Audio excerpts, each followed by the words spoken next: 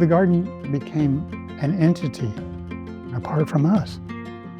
Ancient culture and stonework, interesting colors. Those were our true loves.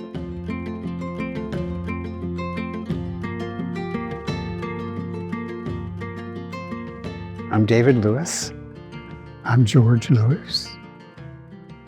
I was interested in gardening from childhood because my parents were ornamental gardening, you know. I dug a trench in the backyard, lined it with tinfoil, stuck a hose in one end, and proudly showed my parents a mountain stream. The magic of what happens with a garden. That stuck with me.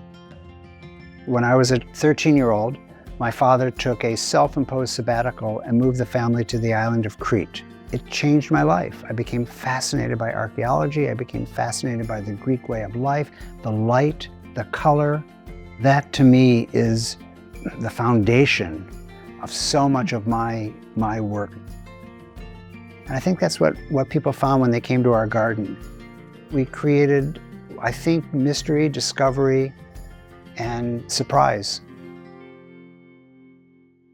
I moved to Bainbridge when I was 42, and that was 40 years ago. It was meant to be. David and I met. It was fate. It started with a trip to Greece, and we went as friends, and we came back in a relationship. We were crossing a major highway, 6 lanes of crazy Greek traffic. Feeling like I was going to pass a kidney stone. Yeah, kidney stone, those kind of symptoms. And sure enough, he passed out in the middle of the highway. So I had to drag him across the streets and put him under what was a very convenient pomegranate tree. I woke up and he was looking down at me and he was blocking the sun from my face. And so surrounding him was this golden halo. And I thought, oh my God, this is it. And that was the only time I ever had a halo. Started working together because he was a gardener and so was I, and then it sort of started tying into our sculpture, and then we started doing columns and big things. We introduced and became well known for color in the garden, not just through plants, but through hardscape. George continued his sculpting and began to mentor me on sculpture and the art of working in concrete. I had no choice because George was using concrete, so what am I going to do? I've got to use concrete. It was fun and it really began to work, and we ended up designing things together. We ended up having somewhere between 4,000 and 5,000 people a year coming through our garden.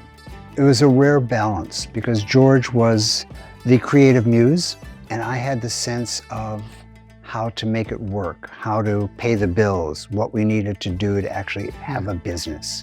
And that doesn't happen very often with artists. They're very good at one thing or the other, but to have two people working together collaboratively was pretty incredible.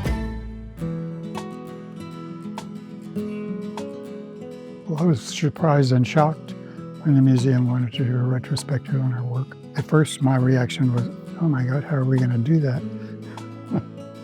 To be honored by BIMA and the community with this is just beyond words.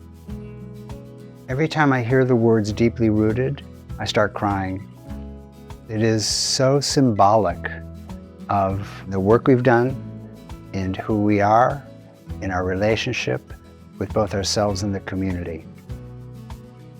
In the show, we have examples of early work, Columns and big wall plaques.